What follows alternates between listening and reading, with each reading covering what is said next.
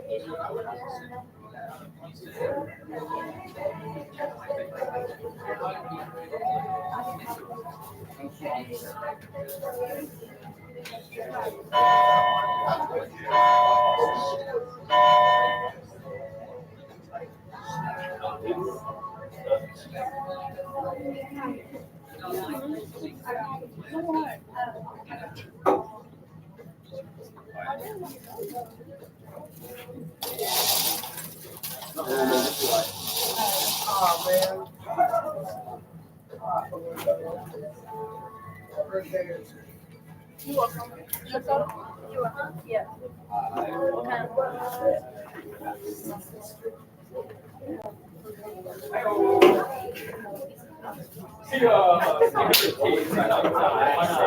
Like you try to be that close sometimes, and not be good.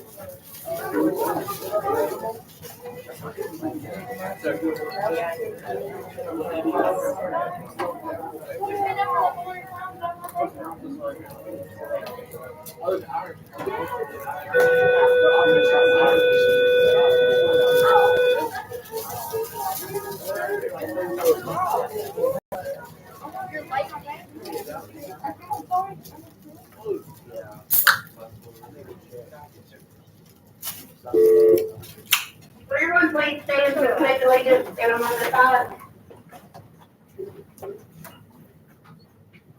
I pledge allegiance to the flag of the United States of America and to the republic for which it stands, one nation, under God, indivisible, with liberty and justice for all. Please remain standing for a moment of silence.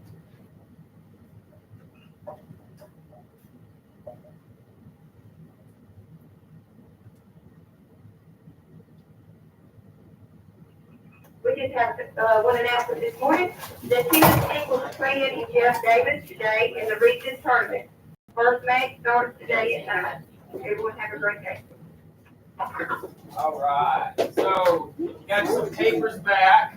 It's either enlightenment notes or this study guide, the study guide scavenger hunt rather. So good day, easy day to pledge allegiance to the American flag because we are talking about the American Revolution. And I don't know about you, but I think it is one of the major fun portions of history. It is, remember, we got to remember, we're in a world history class. So we're not going to go super deep on the American specific details. But this is the portion of world history where U.S. history and world history start to collide. Hey, whoa, my turn. I don't know. Right? You have to do like your little dance. Get your attention. This is the portion of history where.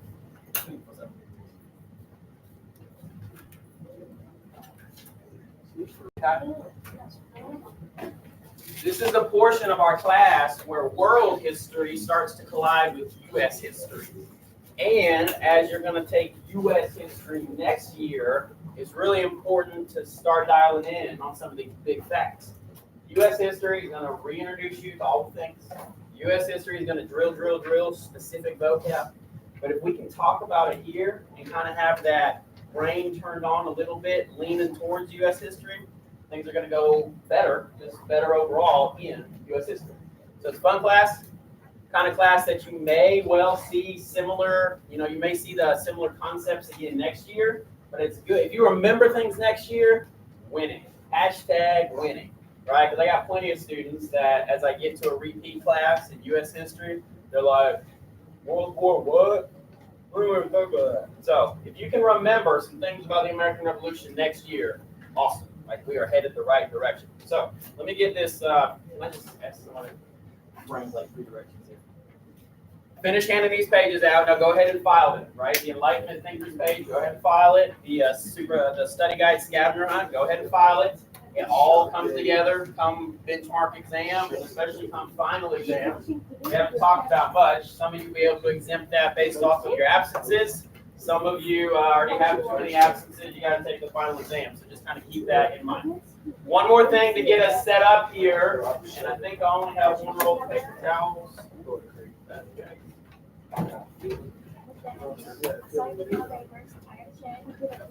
All right, hey, last thing to get us set up here, I'm gonna ask you, Madison, because I know you like passing things out.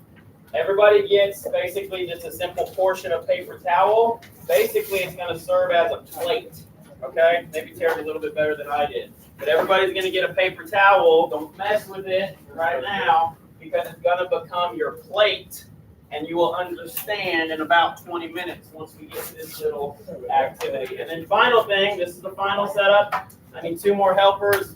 This is notes for the day. It's 2 pages, but the second page is just an infographic page here. So two pages to everybody. Tyra, take that side of the room.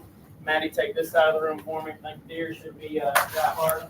All right, go ahead and get all that set up, and we'll dive into class for the day. I hope you're wondering about all the things that are set up front here. We're going to have fun here in just a minute.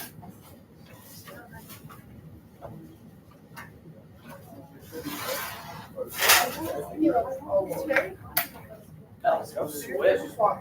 Did you know that whole saddles, they didn't have any? Buy that hoodie, right? Not know that, but I'll buy that hoodie for the horse expert. All right, so as you get this page, you're going to see it's pretty wide open. I got causes in a big old blank space, events in a big old blank space, and then on the back there's people in a big old blank space. What is something you notice about this page? Those 3 words I just said. There's big old blanks. The blanks I said, but what about the words themselves? They are different colors. So in this particular presentation, I know you guys are always wondering, what's the best thing to write down from the slide. In this particular presentation, I want you to simply write, I got it color-coded for you. If something is red, I want you to write that down. I'll give you under causes. If something is blue, I want you to write that down under events. And I'm going to tell you, you don't have to write everything that's on the screen. There's actually going to be a lot of words on the screen that are just kind of for me, to help you remember to tell the story. I want you to simply write down what is color-coded. So if it says, I'll just give you one of them for example. If it says George Washington, write down just George Washington. If you're a note taker, and several of you take really good notes in this classroom, you want to write George Washington and a couple of extra facts, by all means, that's fine. I can't walk around the flag all day, can I? But just write down the phrasing that is highlighted on the screen. Does that make sense?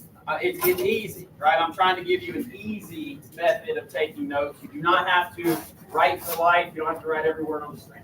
Really, I just ask you to listen. It's a great story. The story of the American Revolution is a great story. So just listen to it. Hang on, I got one more here.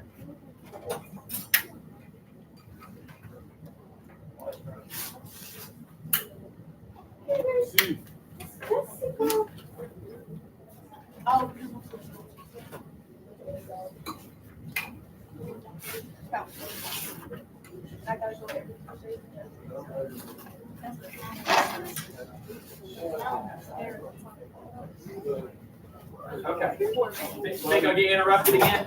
I bet I will. All right, so everybody has the page in front of you. You got the ground rules set. All you got to do is write the simple stuff. Just listen to the story. Listen to the story. Now let me ask you, have you talked about the American Revolution before? Yeah. Other grades? Well, what's your background with studying the American Revolution? Declaration of Independence, great start.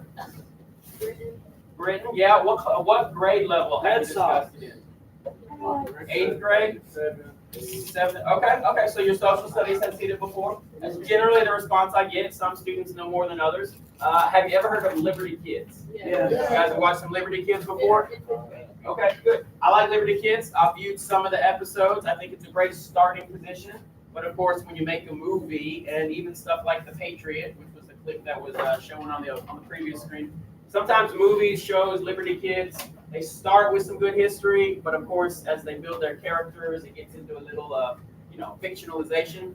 So that's a good starting point. Let's lean into the true history. I'm not going to give you any story. I'm going to give you like the true history of the American Revolution.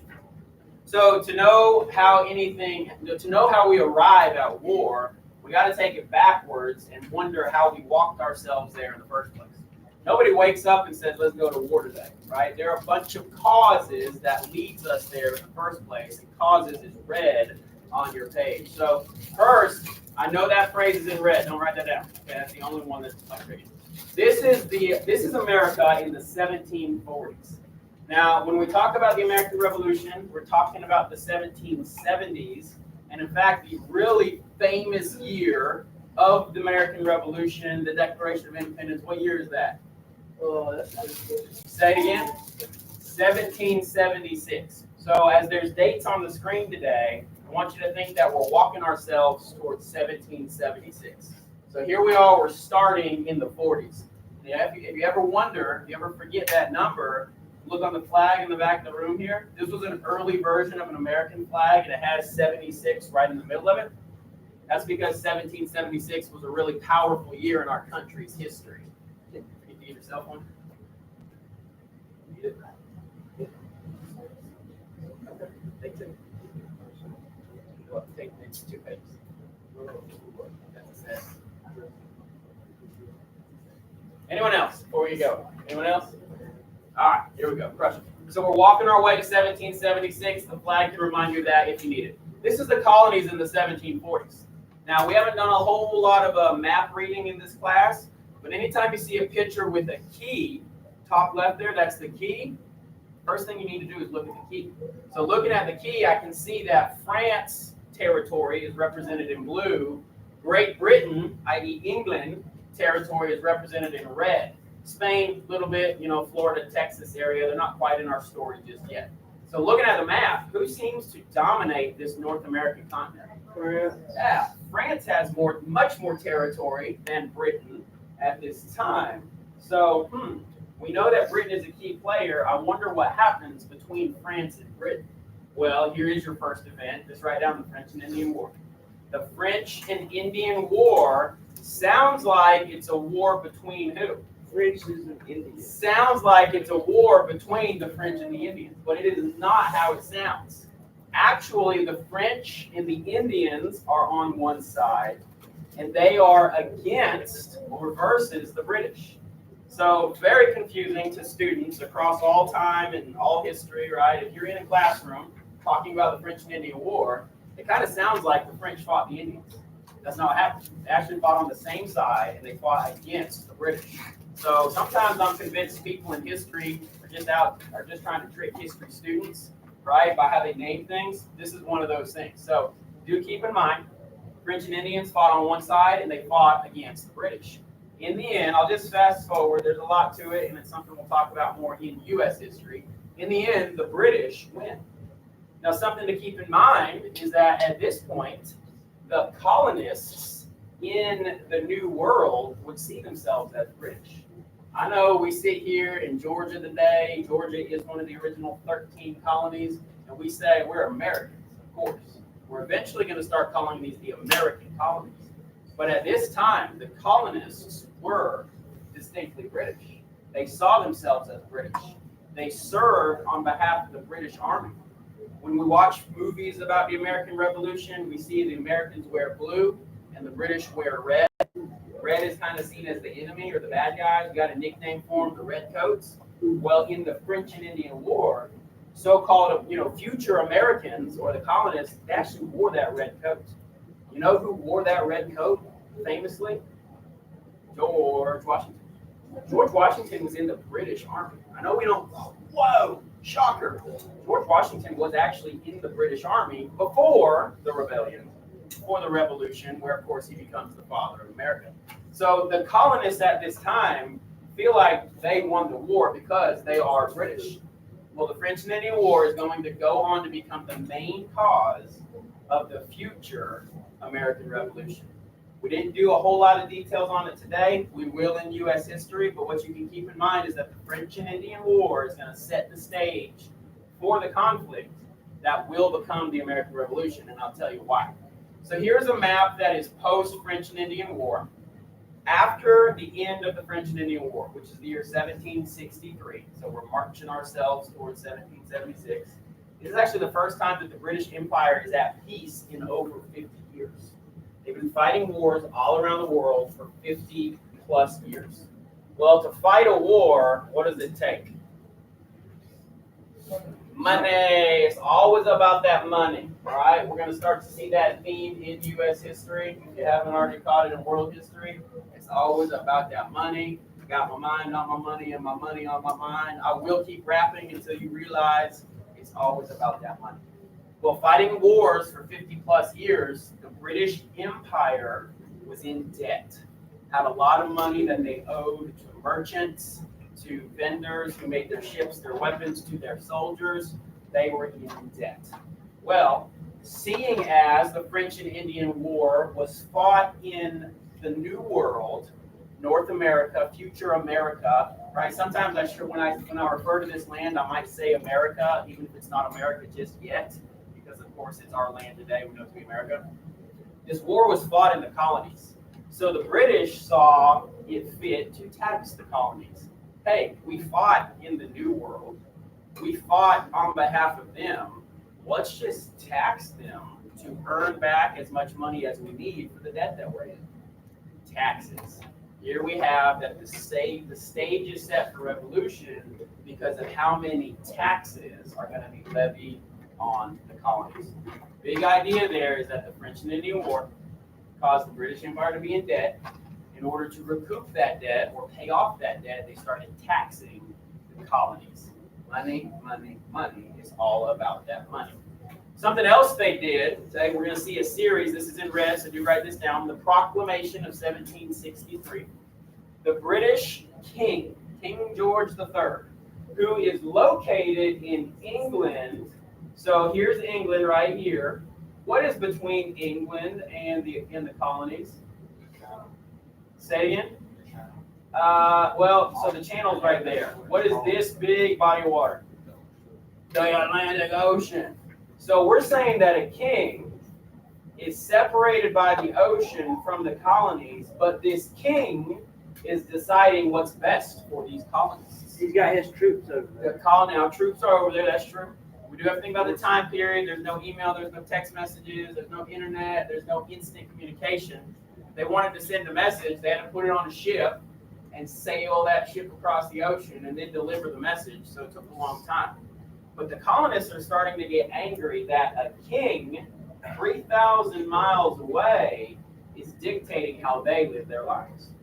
One of the things that the king dictated is this proclamation of 1763. And what it did, I'm going to point at my screen here. Proclamation of 1763 establishes the Appalachian Mountains as a line. Now here's Georgia, right? This is us today. The Appalachian Mountains are in North Georgia. A lot of people go and hike the Appalachian Trail. Are you familiar with the Appalachian Mountains? The Appalachian Mountains line goes generally on the edge of this dark red right here. And the king said, no colonists shall settle west of the Appalachian Mountains. It's almost as if he said, you can't travel freely. If the president today told you that you were restricted on where you could travel, how would you feel? That's pretty extreme answer right there. But let's go with it would make you angry. Right? Now, realistically, you actually did just experience a lot of travel restrictions. And whether you had to have a mask, you have to have a vaccine, you have to have a vaccine card, etc. Our country did kind of just experience something similar to that, right? So I'm always trying to make a connection to today. Well, at this time, King George, 3,000 miles away, says that all of these colonists are not allowed to cross the Appalachian Mountains. What if grandma lives west of the mountains? Can't go see her. What if I want to go grab some farmland and start a new life west of the mountains? Can't do it. What if I just want to do it because I'm free and I can? Guess what? You're not free. You're not free. It starts to establish the king's iron grip on the colonists, right? So the Proclamation of 1763 is one of these things. It allowed the king to control westward expansion. It was something that just put the king in power over the colonists, all right? Again, not every word on the screen is something you need to worry about. It kind of helps me tell the story. Here's the results. The big result is that it failed. Why? Because the king is 3,000 miles away. There wasn't a lot of checkpoints. If you wanted to travel west of the Appalachian Mountains, all you had to do was find a path over the mountains, right? There weren't enough soldiers to troop the line. They didn't have these checkpoints that said, show me your ID card, you can't go past, whatever. It largely failed. So it wasn't something that was super even restrictive. Think about it like this. If your parents make a rule, but you're able to kind of get around that rule, break your curfew, sneak out your window, I don't know what your situation is. Your parents set a rule, you more or less break that rule all the time. But are you still mad that there's the rule? Probably still mad that there's the rule in place, whether it's a curfew or grounding or whatever else. Pretty much what it is. The colonists broke the rule all the time, but they were still mad that it was in place.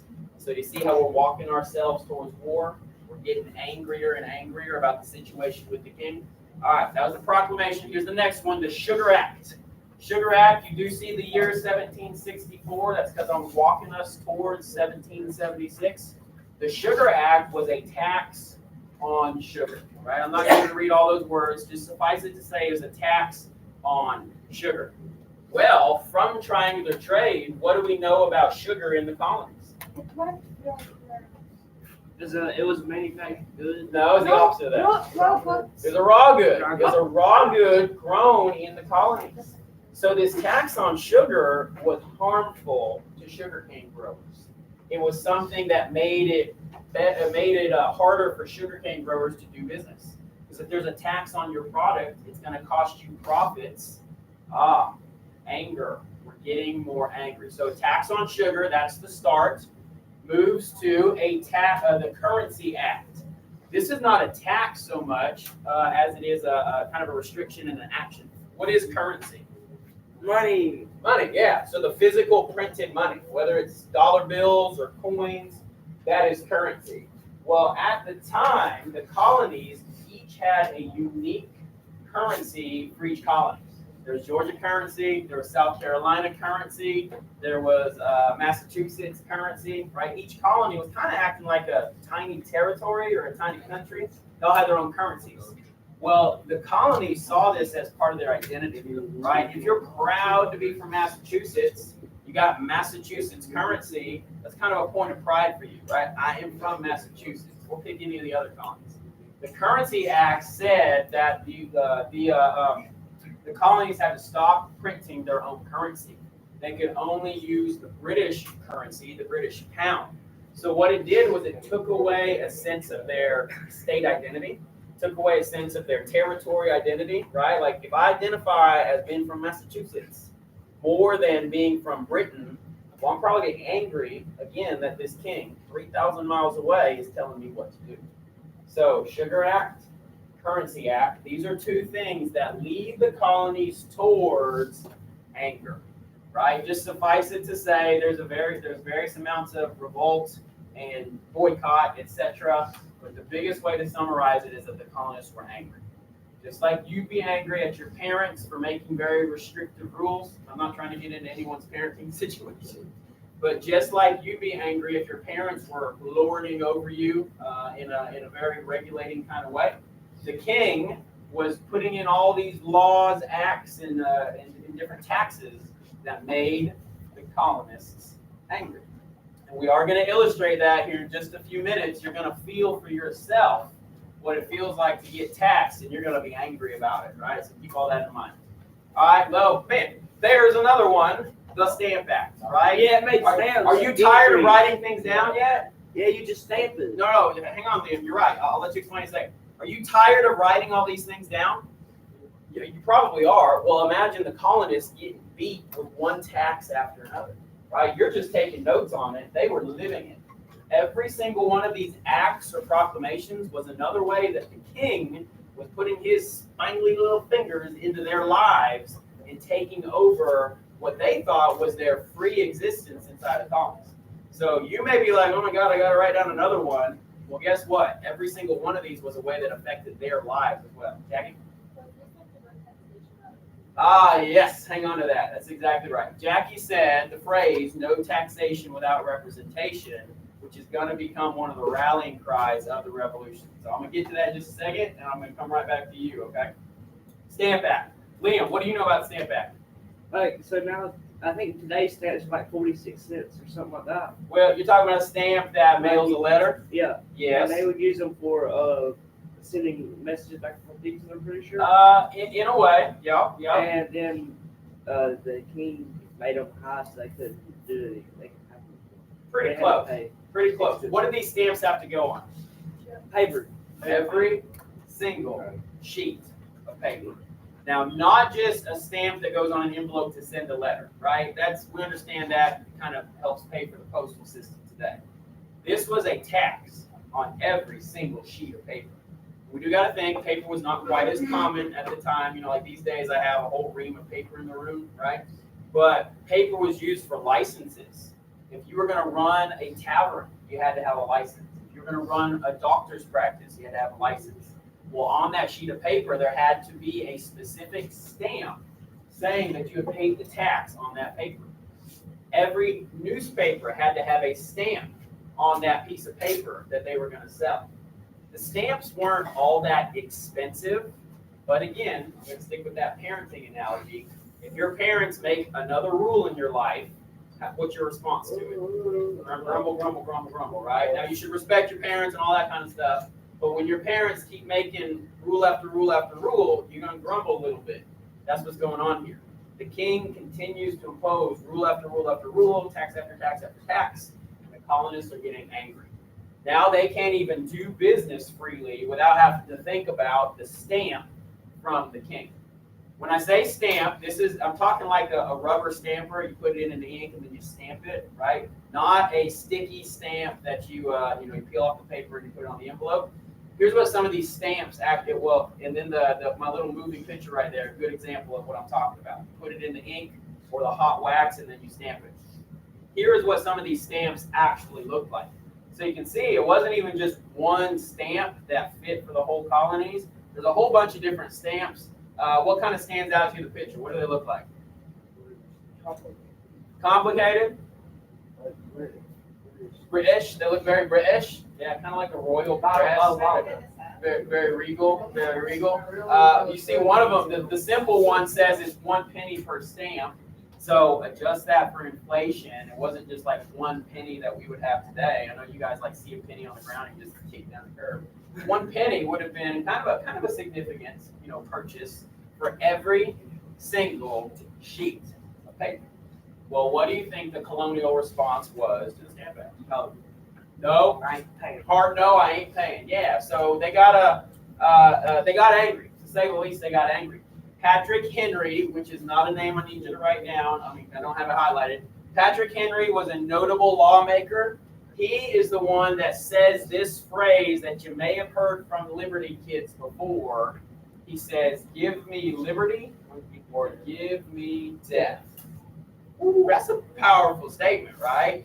Let me be free, or I don't even want to live at all, right? Now, was he going to go jump off a cliff if they didn't give him liberty? No. That's not what he meant. What was he going to do if they didn't give him liberty? Revolution. He could go to war, right? He's saying, I'm willing to die in armed conflict over my freedom. So give me liberty or give me death. Doesn't take us quite to war just yet, but this is a rallying cry that starts to bring about action in the colonies. Now go ahead and look at the extra pin page there. I love this graphic. I found it on the internet one time. It's got several people listed. So on the back of the page, I'm asking you to write down the people, and we're going to be getting to some people. But there's kind of like a cheat sheet right here. We got some big names: John Adams, Paul Revere, John Hancock, Sam Adams, etc. So I'm not going to be going over the whole sheet. It's kind of just a cheat sheet that's in front of you. These men are called the Sons of Liberty, and I do want you to write that down. Back your page in green, people, write down the Sons of Liberty. There are a lot of Sons of Liberty, right? Sons is plural. There's a lot of Sons of Liberty. I want you to know the people group, and I want you to know what they did. So the Sons of Liberty come out of Boston, Massachusetts. Boston is going to start to be this hotbed of the revolutionary spirit. If you're to go take a trip to Boston today, you'd see a whole lot of early American patriotic, it's just the seat of revolution, right? It was the starting point for many of these revolutionary actions. So the Sons of Liberty are something that comes out of Boston, Massachusetts. 1765, remember what year are we walking towards? 1776. Thank you, Liam. And if you forget that, what can you look at in this room? Yeah, the flag right there. The Spirit of 76 is on that flag right there. Well, the Sons of Liberty were actually a group of terrorists who set about persecuting or terrorizing British tax collectors. What is your reaction to me saying the word terrorist? Hang on a second, Mr. Swanson. These are some great American heroes. John Adams, Paul Revere, John Hancock. Why are you calling them terrorists? Why am I calling them terrorists? Because they're terrorists are British. Because of their actions is exactly right. So I heard that from several of you. Here's a picture. Now, we're not at the point of photography just yet, right? These are still sketches. But here's a picture that would show how the Sons of Liberty would go about that revolutionary spirit. It was not nice. It was not kind. It was not, please, King George, leave us alone. What they would do is that what this is representing is how they would tar and feather tax collectors. When I say tar and feather, I don't mean it's like you toilet paper someone's house. Ha ha ha, it's a prank. No, what they would do is take hot tar. Like you would use to like put shingles on top of your roof, you have to lay the tar first. That type of tar. Hot tar, so it's like a liquid, and they pour it on a human being, right? The tax collector. Now, the tax collector represented the British Empire. He was someone that was taking a lot of money from the colonists. He was kind of that representation of the king. So he was the one person that they could kind of capture in effect, right? They couldn't go and take on the king. He's 3,000 miles away, but they could take on the tax collector. They would pour this hot tar onto his body, and then, well, the phrase is tar and feather. What do you think they would do next? They would drop real chicken down feathers onto this hot tar. What is going to be the reaction to all of that? As the tar hardens, the feathers are stuck in it. How in the world do you ever get this off your body? You don't. A long process / you don't. There are pictures. Once photography comes around, I hate to say that this continues for a long time. There is pictures of. There's some real photography showing people who've been tarred and feathered. They have scarred skin. They have very scarred skin, much like a burn victim, kind of has that big scar over their skin. And sometimes the feather is even ingrown into the skin.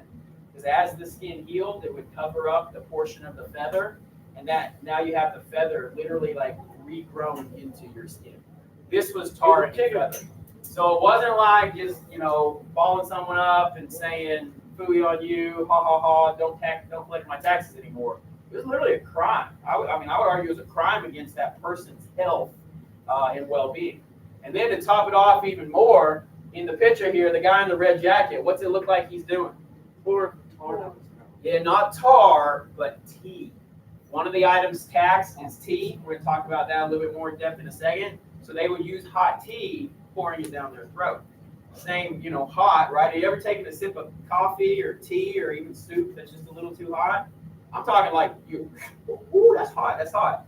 Now imagine having a whole kettle of hot liquid poured down your throat. Yeah, starting your tongue and your throat and your skin, just everything else. So these are the terrorists, the Sons of Liberty. Now I'll explain this real quick, then we'll take our bathroom break, kind of right on time for that. Here's why I call them terrorists. This is a little extra, so here's why I call them terrorists. I know a lot of times we think of terrorists as the Muslims who attacked New York City on September 11th, right? Muslim terrorists. Terrorism is not exclusive to any particular religious group, certainly not just Muslims. Terrorism is this. Terrorism is, come on, definition, the use of violence against civilians to achieve political aims. The use of violence, you don't need to write this down unless you want to. The use of violence against civilians, so not military, right? It's not army versus army, but against civilians to achieve political aims. So the terrorists who attacked New York City on September 11th, yes, they used violence to attack civilians to achieve political aims. They are terrorists. So are the Sons of Liberty. The American Revolution and that revolutionary spirit is rooted in the concept of terrorism. Now, Did we enact a change? Did we need the break from the king? Certainly I'll hear those arguments. But a lot of the early tactics were terrorism. So we always see ourselves as the good guys, right? Rah, rah, America. We always see ourselves as the good guys. Along the way, there's some history that we have to wrestle with where maybe we weren't the best guys all the time. You know, the rough men had to do some violence in order to bring about change in the world. So we'll pause right there. When we come back, this will all be explained, and I think you're going to like it.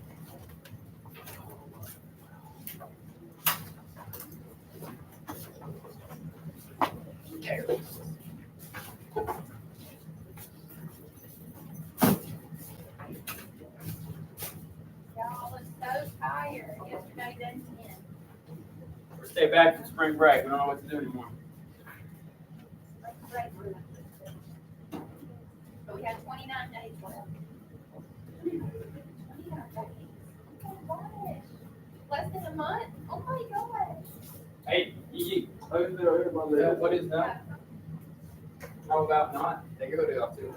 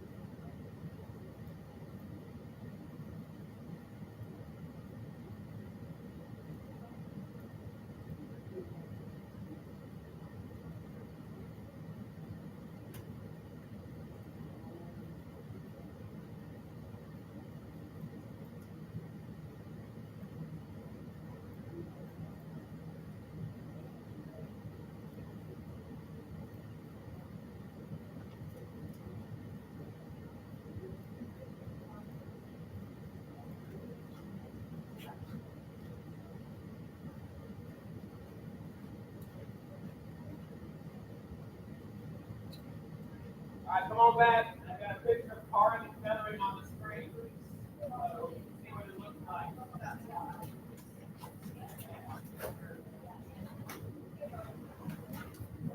No, sorry, I'm good. Ugh.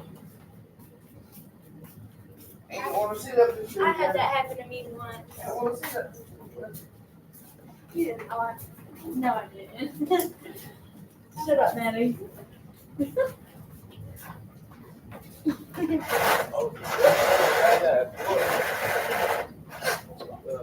feel? What? Oh, when that happened to me? What's your reaction to that? Horrible. So I'll briefly tell you the story once everyone's in here. Go ahead, put your phones up, breaks over. Obviously, there was not photography in the 1760s, but like I said, tarring and feathering continued for a long time. This is a photograph out of, I believe, 1916. This man opposed the United States entering World War I. And that's a whole different topic for a different day. But at the time, it was seen as unpatriotic if you opposed joining the war. So members of his community, I'm pretty sure it's in Minnesota, they said, "Fooey on you, if you oppose the war, you're unpatriotic," and they tarred and feathered him. It didn't kill him, right? It's not a thing that would usually like take you to the point of having injuries and dying, but this is the lasting effect of tarring and feathering. You can see how it's still stuck to his skin. It's probably going to scar into his body and kind of leaves a mark on his body for the rest of ever. So when we say the Sons of Liberty, rah, no, they were rough men. They were doing bad things to some people in the name of the cause of liberty. So you can wrestle with that. Did we do the right things to gain our independence, or did we make some crimes along the way? It's kind of tough to consider that this is what they were doing to the British tax collectors. Some of you are. Some may say that the harshness was needed in order to gain the independence. So there's kind of both sides, but definitely not something to be as proud of, for sure. All right, just real quick here before we get to our activity. So the Townshend Acts, again, one more thing that you're probably like, oh my goodness, I have to keep writing this stuff down. Well, imagine every single one of these happening to the colonists. The Townshend Acts, I won't go super in detail, two big things. One, the Quartering Act means, Mr. Collins, we'll be staying at your home tonight. British soldiers could go to any home, any residence, kick that family out, and take over their house for as long as they needed. Smells like dinner's on the stove. We'll be having that too. They can take the beds, the rooms, the food, the supplies, the livestock. British soldiers just knock on your door and take over. That's the Quartering Act. And then the other one, the Townshend duties, that's a broad term for taxes on lead, paint, paper, and tea. All common goods used, lead, paint, paper, and tea. That's where the tea being poured down his throat comes in. Taxes on these items, just one more thing that the colonists didn't appreciate, right? When did this happen? 1765. So we're still walking our ways towards 1776. This is a picture of the British soldiers just taking over a household. Hey, here we are. Yo, you got to go. Grandma, sick bed. I don't care. You got to go. The reason for that was it was seen as the British troops being in the colonies was doing the colonies a favor. We are here protecting your land, and if we need a house to lay our head down tonight, we're going to take over yours. Quartering Act. This will actually become the Third Amendment of the U.S. Constitution, the Bill of Rights. No quartering. These days, you guys don't worry about that. You don't think about soldiers coming and knocking on your door and saying, we'll never do that. Because we got so upset about this, we literally wrote it into our Constitution that you can't do that. So that's the Quartering Act. And the response to the Townshend duties, well, boycotts, right? Lead, paper, tea, and paint, very common goods, but if you want to make a point, don't buy them. So the colonists united together. Now, not everybody 100% agreed, but the colonists united together to boycott lead, paper, tea, paint, and that shows glass as well. So, even if it might have been hard to go without tea, like I can't imagine waking up and not drinking a cup of coffee. Back then it was tea, not coffee. They boycotted these products to try to make a point and to try to hurt the British economically. So Townshend duties. All right, leads me to our activity up front. I'm going to roll my flag up so I can have my hands. Our activity is called the King's Pretzel Twists. And in the King's Pretzel Twist, I need a cast of characters.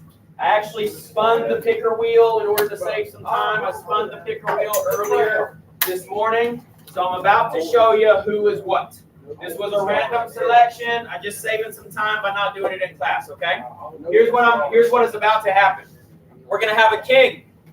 We're going to have 2 members of parliament. Parliament is like the British Congress, right? So in our country, we have a president and Congress. In England, at the time, and still to this day, there was the king, and then there was parliament. So parliament was a part of this process as well. They were the ones who were actually passing all of these actions, these taxes. They were approving them, etc. Guess what? Parliament was also getting rich off of all these taxes. So the colonists did not appreciate members of parliament. I'm going to have a king. I'm going to have 2 members of parliament, and maybe you should be nervous, I'm going to have 2 tax collectors as well. Everyone else, whose name is not going to be shown on the screen in just a second, everyone else is a colonist. Colonists, well, you're going to be interacting with each other, and you're going to be interacting with the tax collectors, parliament, and king as well. So I'll explain things as we go step by step, but right now, here's who I need up front. Drum roll, please. I said drum roll, please. King Blaze, come on up. King, Queen Blaze. All right, now to be the king, you have to have a powdered wig, of course. You have to have the royal red coat. Yeah, it's got the little ponytail thing hanging out about. There we go. So royal red, the British were always red. She's got a red sweatshirt on as it is. And, would you know it, I got a little toy tiara here, so you really are the queen. All right, King, Queen, Blaze, take that seat right there. She, yeah, most of the tax collectors. All right, now 2 members of parliament. Drum roll, please. Number 1, number 2, Rice and Logan. Yeah, Logan. Rice and Logan, come on up. Members of parliament, you have yourself a powdered wig. So, being in parliament, you have a powdered wig. You take a seat next to the queen. These 3 individuals are in England, right? They are 3,000 miles across the Atlantic Ocean. Colonists, you will never see them face to face in your lifetime, right? They are 3,000 miles away, but it's this one right here that's causing you all the troubles. This one right here is causing you all the trouble. Okay? Looking good. All right, now. My last two, I need 2 tax collectors. I hope no one gets started better. Drum roll, please. Number 1, Knox. Number 2, Jackie. Come on up. Come on up. These 2 are in the colonies, right? So now everyone else, you are colonists. Everyone else, you are colonists and tax collectors. What I need you to do right now is give, so first of all, I'm going to divide the room right here. Knox, this is your half of tax collecting. Jackie, this is your half of tax collecting. Tax collectors, now first things first, this is not exactly part of the simulation. You're going to help me out by giving everybody 10 to 12 pretzels. Okay, so I got 2 bags. Jackie, yeah, we got our food gloves. Jackie, give everybody about 10 to 12 pretzels. Try to make them whole pretzels, not half these, something like that. That would be the best part. About 10 to 12 pretzels on the little paper napkin. So this is your family's wealth. What she's giving you is your money, your income. You should be very protective of your income. Who wants to give their money away unnecessarily? No one. So think of this as your money.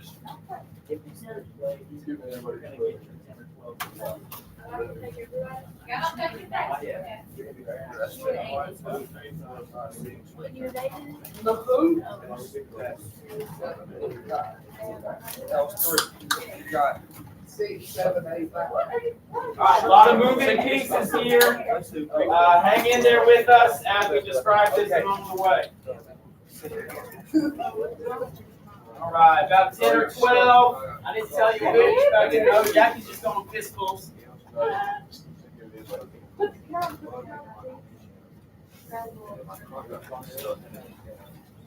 What he did is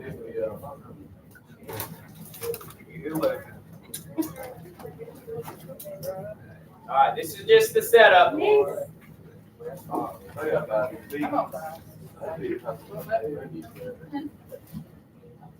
Money.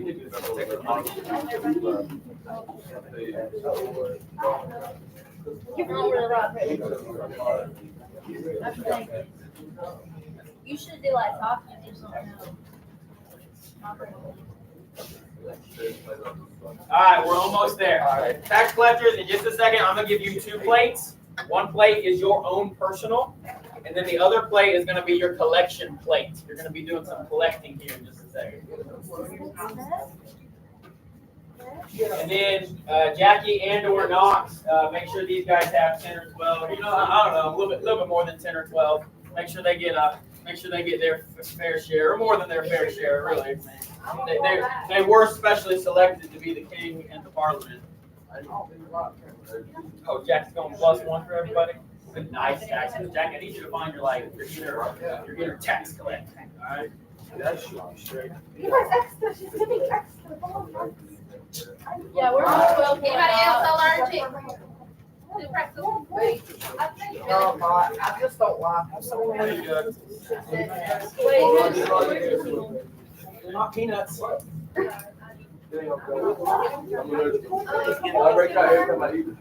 eat stress.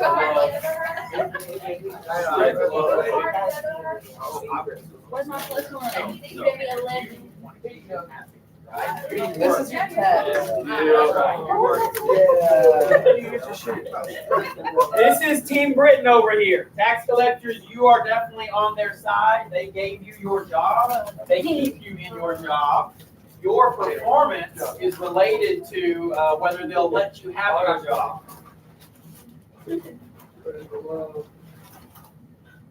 All right, and then tax collectors, you're going to give yourself the same, 10 or 12 or 20, whatever, right? Tax collectors, make sure you have the same as well.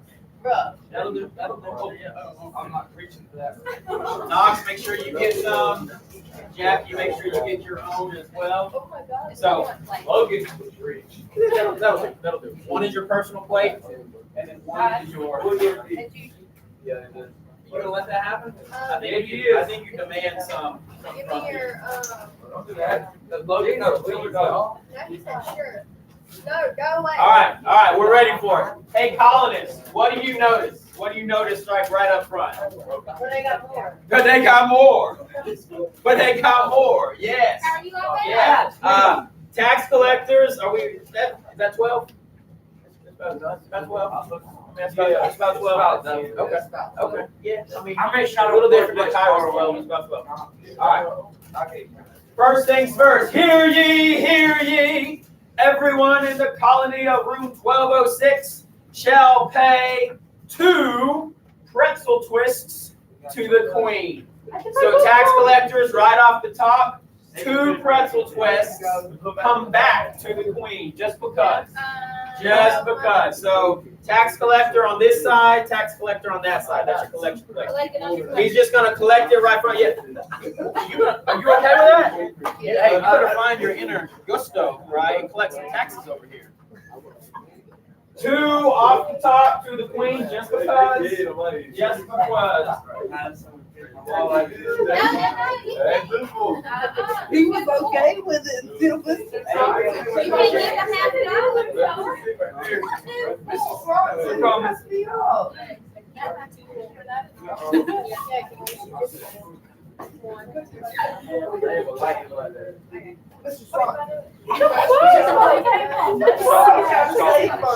You take money in half, you take my money in half. That is illegal tender. That's illegal. Yeah, that is You illegal only tender. charge It was already. That's hard for him. Now, did y'all pay your 2? Tax collector, did you pay your 2? Yeah. Yeah, tax collector, same story. You're paying to the And tax then, collector. I'll only eat pretzels with Kyrie, you getting angry? Hear me, Getting hear angry me. like you feel it. Everybody wearing black owes me 3 coin money. Oh, hear you. Everybody wearing black, which is most of y'all. Black of any sort.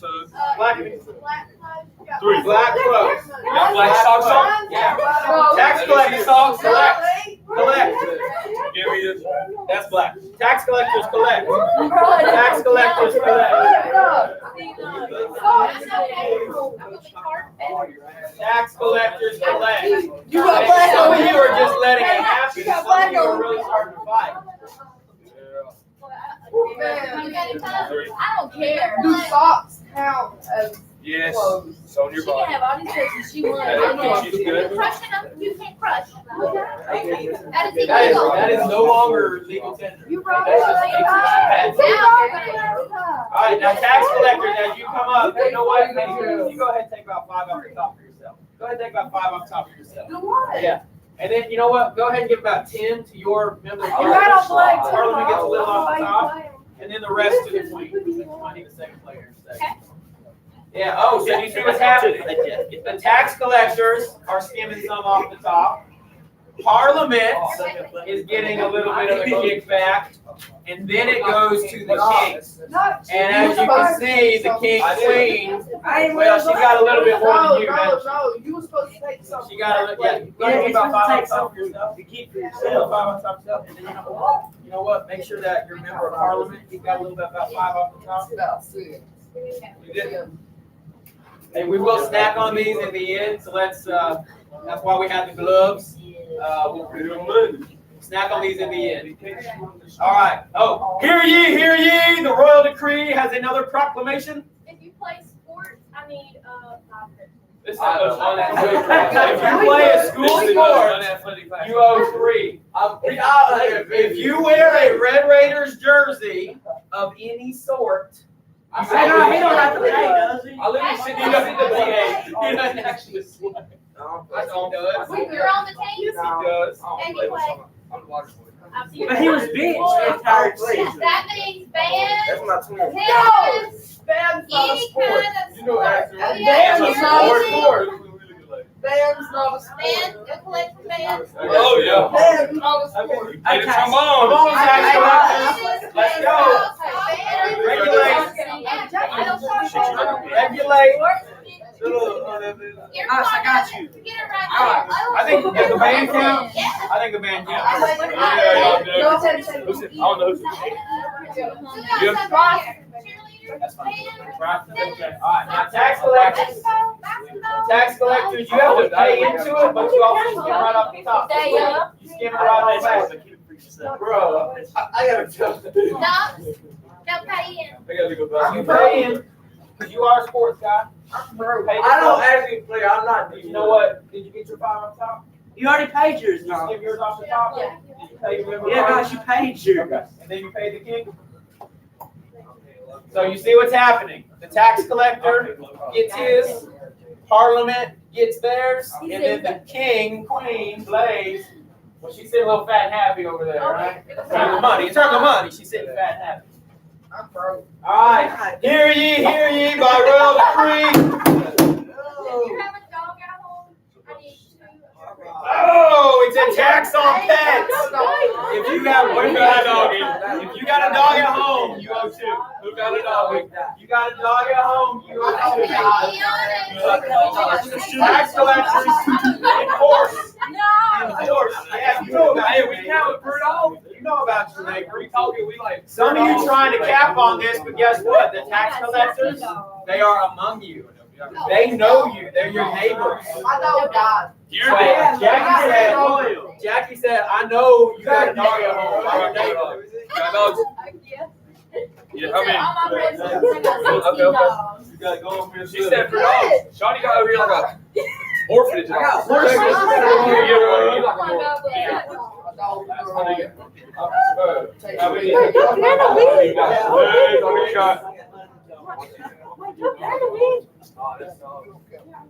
I got horses. I got 2 cats. All right, so I like that was a really good decree because hear this. You kind of on one level you had to be honest about if you have a dog, but also think about the tax collectors. They live among you. They're your neighbors. Yeah, but my name's loyal. Said to her minion Stephanie, she said, I know you got a dog. Pay up. I know you got a dog. So does the king know if you have a dog or not? No. Right, 3,000 miles away. But the tax collectors, anyone ready to tar and feather? You see how this started to happen? All right. Hear ye, by royal decree. Last one. If your hair is longer than your eyebrows, pay me 4. Oh God, I'm good. Woo! That might be everybody. Liam, what about you? Push your hair down. Yep. That's everybody. I said- Everybody's got hair longer than their I eyebrows. don't know about How CJ many? Baldwin. Four. CJ Baldwin. Let me see. I do, I like to do. No, you can't use that one. Yeah, take it. I got hair. CJ Baldwin, but don't gotta pay. Right here, Bryce. You left. One, two. I'll take all your money. Give me money. Oh, shake it off, No Thea. capping now. Thea, he'll put you in the stocks. You ever been put in the stocks before? Yeah, 24 hours. You get, No, you know what? You did that. bunch of lying colonists. No wonder they don't even like you over in England, because you just lie. You don't pay your taxes. You don't pay what you do. Well, I think the same one. You made five. Okay, well, I guess- I can't get over Oh, there you go, my eyebrow. I think there should have been a tax law. I just did it. Man, I got like 3.5 pencils left, and Blaze has 89.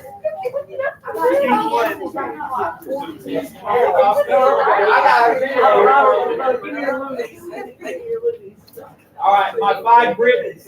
We'll get your pick. Knox over this side after you pay. Jackie, just stand right there. Knox stand right there. Jackie stand right there. All right, 1, 2. Say Britain on 3. 1, 2, 3. Hey, what's good? All right. So this is the don't miss it moment. Tax after tax after tax. Colonists, how do you feel right about now? Kyra, penny for your thoughts. I'm doing good right now. Bad. I stole from other Yeah. people. No, yeah. So you know what? Colonists, go ahead and count them up. Count them up. How many you got? You started with about 10 or 12. You had 0? I had- You go to Papa's prison. I Some had. of you trying to manufacture money over here. Some of you trying to make extra money. Isaac, I counted about 4. I had 12, but leave them to. Abigail, what you got? I got 11. I had 12. She's upset. I saw her hands up. So, the colonists, yeah, you regulated. Colonists, I mean, overall, do you have more than you started with or less than you started with? I got about the Hey, same. Parliament and King, go ahead and count yours up.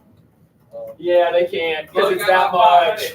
They got so much. Hey, tax collectors, how'd you do? Y'all broke me. Jackie? Look at Jackie, look at Jackie. They wish they would. Yeah, Jackie, how much Jackie you ain't got nothing. Jackie might have been a good neighbor, but. I had a loyal tax I'm collector. a great. All right, so again, the don't miss it moment. Do you see, colonists, do you see how the Americans got angry at the crown? Yes. When I say the crown, I mean the whole British Empire, but also specifically the king, him herself, right? The colonists were angry about being taxed, and Jackie, we're about to get to it, that phrase, no taxation without representation. So here's what we can do for a minute. I will now allow you to redistribute, and we can use whatever we got. I want everyone to have but just a fair little snack, all right? So let's get everybody back to a handful of pretzels, and we use the gloves, so there should be no problems. Let's everybody go ahead and get a snack. And we'll finish out. We do got a couple more thoughts, but I want everyone to have a snack real quick. So you go ahead and fill you up. If you don't want any, you can just say no. Anybody? Want everybody to have a little snickety snack? You may eat. You got loyal tax collector. Oh yeah, Loyal tax collector. You don't want the. Okay. Help me out by not making a mess on the floor. Redistribute our wealth. Our good socialist country. We're retired tax collector. Gloves are all. Bob said he retired. Gloves are all. Knox said we want to get tarred and feathered when he goes back to the That's all community. you. No, I got you. No tars, just feathers. Oh. All right, finish out your sharing. Blaze, you gonna eat all that? Blaze has plenty to go around. Who needs some? Liam, Finish out your sharing, and then I gotta finish out my class. Now that we had some fun, we gotta finish. Yeah,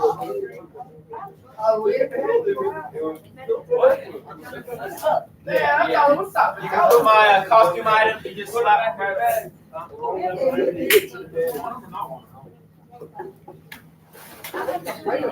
You got too many. That's a good problem to have, right? Don't ever say I didn't bring you a snack in class. We good? Everybody has enough? Look at that. Isn't that crazy? There's enough to go around. Nobody needed to have too many. Nobody needed to have too little. Just all for you. All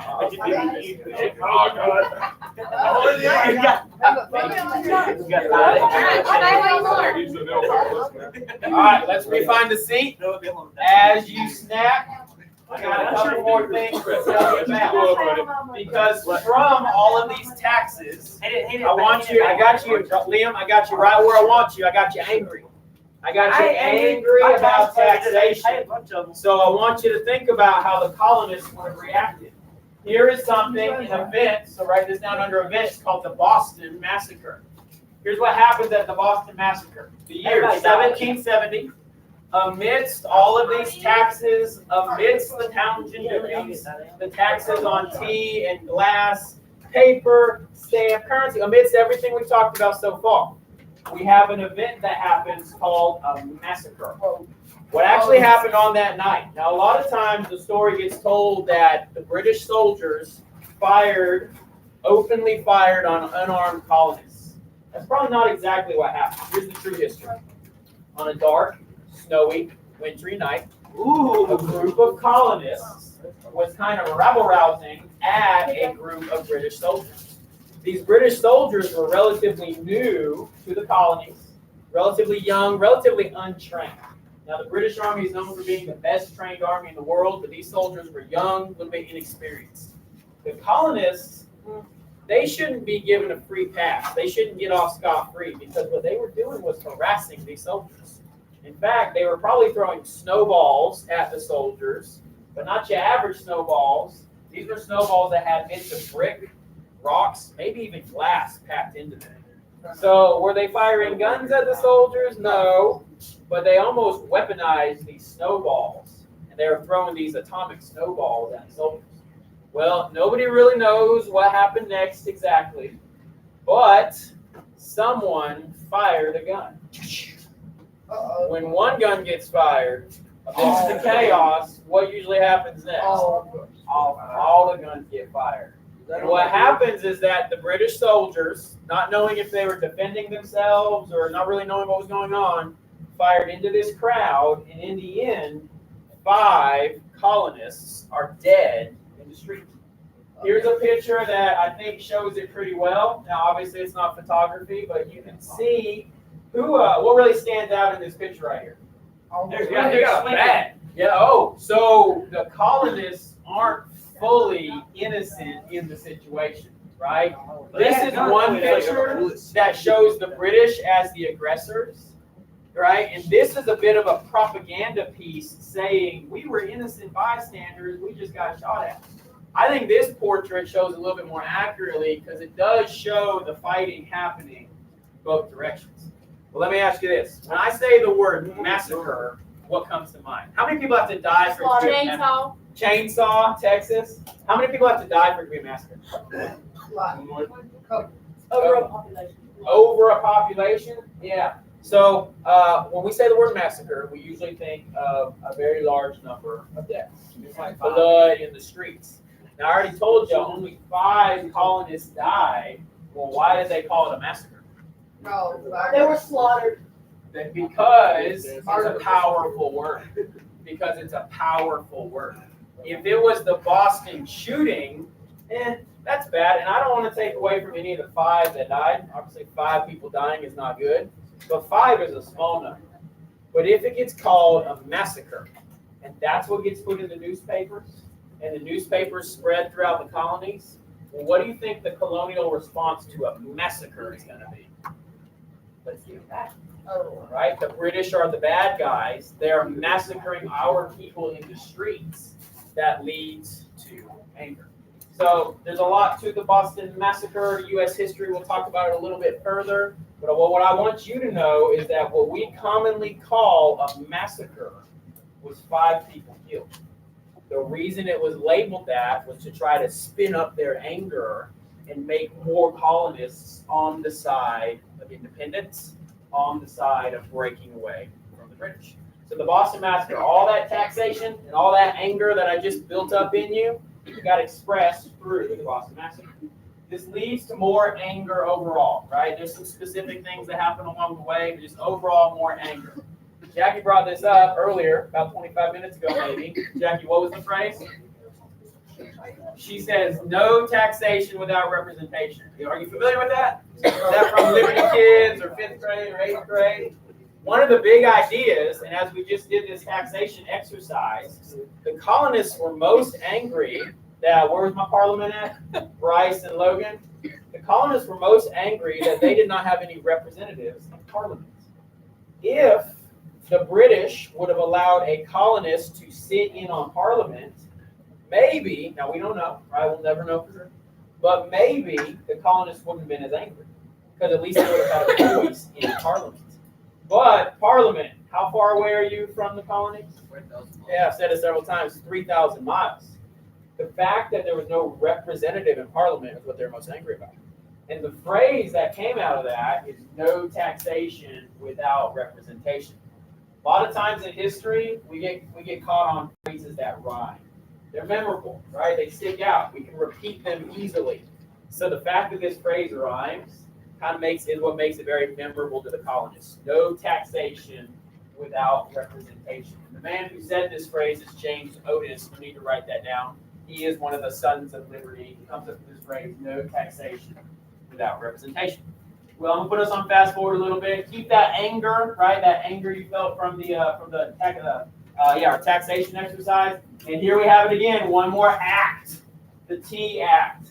It's almost like the British just won't let up. The Tea Act was a tax on tea. Now, you don't worry about all those words. The Tea Act was a tax on tea, and I already described to you, tea was much like coffee in the time period. Just like many people can't get their day going without a cup of coffee in the world today, just like coffee shops are a very lucrative business because everybody in the world many people in the world need to start their day with a cup of caffeine. Well, at the time, in this time period, it was tea. Not that coffee didn't exist, but just that tea was a little bit more powerful. So this tax on tea makes the colonists very angry, right? More angry.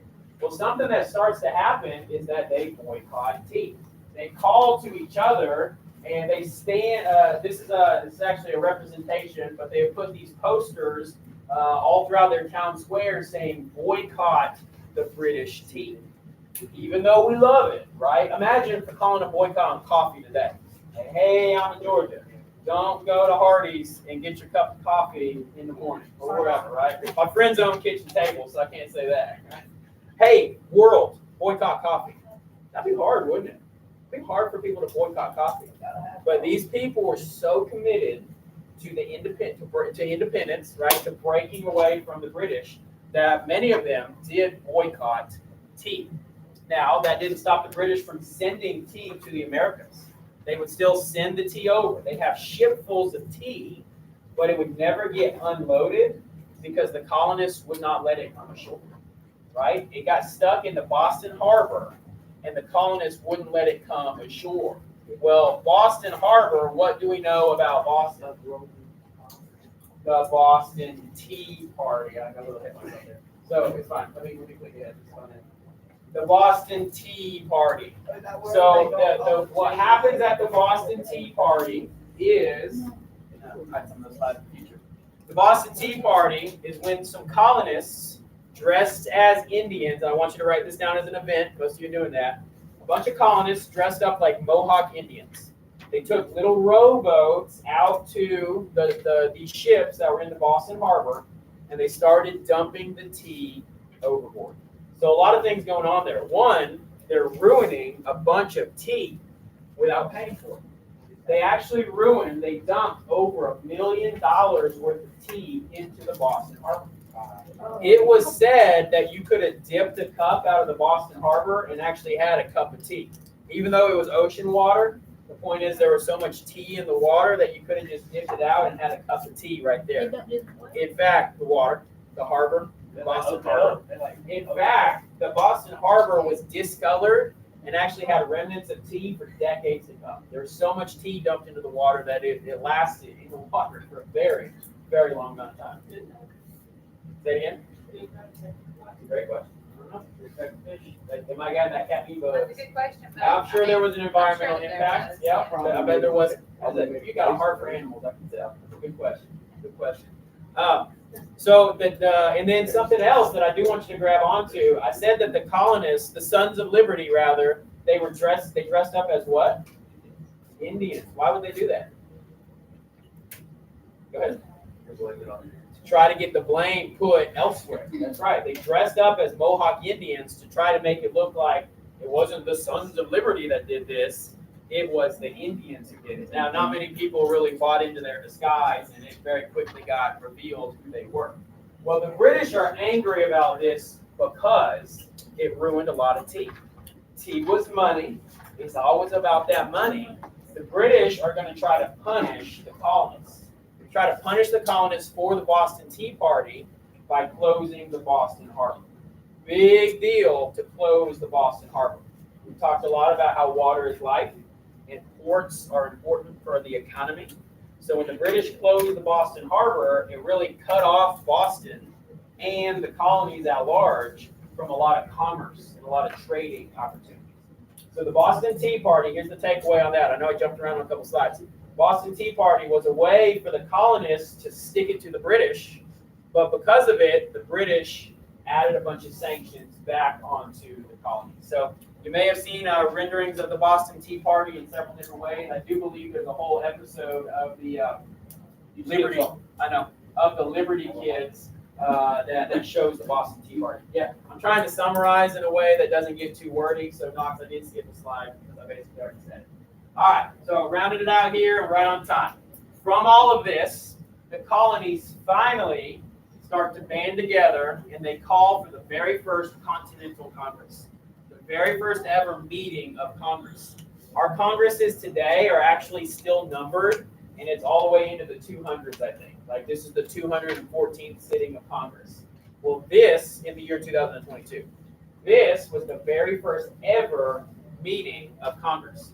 We are not a nation yet, right? We haven't even declared independence. We're not there yet. We'll talk about that tomorrow. But this is the first time that 13 colonies were trying to come together, sit down in the same room, and start to talk about what are we going to do? How are we going to deal with the British problem? I say 13 colonies. There actually were 13 colonies at this time. But for this very first Continental Congress, Georgia does not attend. And that's important to note because, one, we live in Georgia, but two, to also just show that not everyone was quite on the same page. What was going on in Georgia, and I know you may be interested because we live right here, Georgia actually had a very large Indian problem. Indians attacked a lot of the colonists and raided their farms and shot at them with Georgia had a large Indian problem.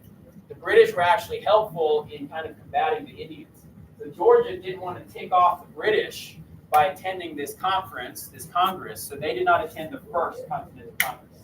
However, they do attend the second Continental Congress, so they get on board pretty quick. Here's 4 things that come out of the first Continental Congress. Don't worry about the words. I'm going to describe it to you.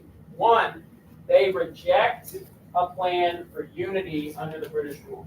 They say the relationship is broken. Okay, it's not you, it's me. We are never ever getting back together. Whatever other Taylor Swift you want to go with. They decide that we are not going to reunify under British rule. 2, they endorse a statement of grievances, which is not exactly the Declaration of Independence, but it's pretty close. A statement of grievances against the crown. 3 and 4 are most powerful. 3, they say, hey, colonies, get ready for war. All right, the fact that we're meeting together probably means that we're never going to have a positive relationship with the British again. Get ready for war. Every colony had to make their own preparations. It wasn't the U.S. Army. It was the Massachusetts militia and the Carolina's army and the Georgia militia, etc. Right? So every colony needs to prepare for war. And then 4, they agreed to do no business with England. We don't take any of their goods. They don't buy any of our goods. No exports, no imports. The whole idea of triangular trade, raw goods, manufactured goods, that wasn't happening anymore. We are not going to do business with the British. We're cutting them off. They taxed us to death. We are cutting them off. So 4 big things that come out of this First Continental Congress. It was not a war that was declared, at least not a shooting war. It was an economic war. You see the theme for the day? Today is all about money. Money makes the world go round. Money makes people do crazy things. Money makes people go to war. It's been all about the money that leads us to the American Revolution. So it's basically an economic war. Now, write down this guy's name. It's not in what color? Green. It's not in green because it's an image. But do write down Benjamin Franklin. Obviously, that's a big name that you probably heard before. This is an actual quote from him that I think summarizes very well what the colonists were feeling. He says this: the refusal of King George, Queen Blaise, to allow the colonies to operate in an honest monetary system, which freed the common man from the clutches of the money manipulators, was probably the prime cause of the revolution. Money, money, money. It was all about the money. You don't need to write the quote, but do write down Benjamin Franklin. He's definitely a key player in the American Revolution. And it leads us to war. The stage is set for war. Tomorrow, we will talk about more events and battles of the American Revolution. But today we have walked ourselves to the point of getting ready to go to war. We have not fired any shots yet. Now we talked the Boston Massacre a little bit, but we have not. Oh yes, yes sir. We'll get to that tomorrow. Tomorrow we'll talk battles of the American Revolution.